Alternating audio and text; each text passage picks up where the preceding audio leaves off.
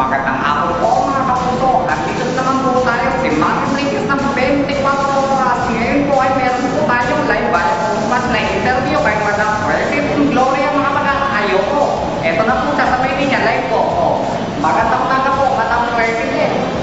Magandang umaga din naman. Madam President, pero nang sana akong ilang katanungan sa inyo.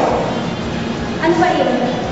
Madam President, ano po bang mga ginagawa natin pamahalaan tungkol sa lumubog na Princess of the Stars? Nagkaroon kami ng meeting kasama ang Coast Guard, Madam President. to visualize at rescue medical aid. At ito ang aming napag-usapan. Ano po yun, Madam President? Sige. Sinimulan na ang investigasyon kung sino ang dapat managot sa paglubog ng Princess of the Stars. Samantalang pinatili lang search and rescue operation. Dahil sa sinasabing 10 kilos, 10,000 kilos na endosulfan natagpuan sa bagyo. Yes, Mike? Yes, Madam President, ano pa po?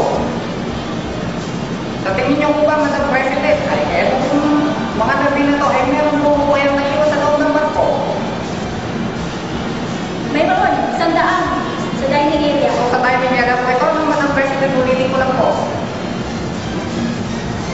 Ano ulit yan? Ulitin ko po, Madam President.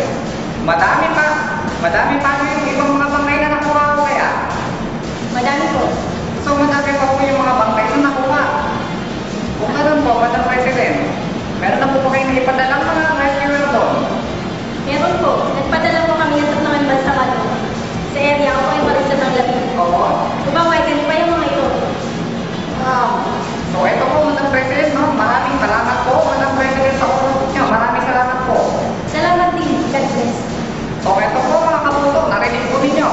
24 oras ang live video coverage po natin at interview kay Madam President Gloria Macapagal-Arroyo po.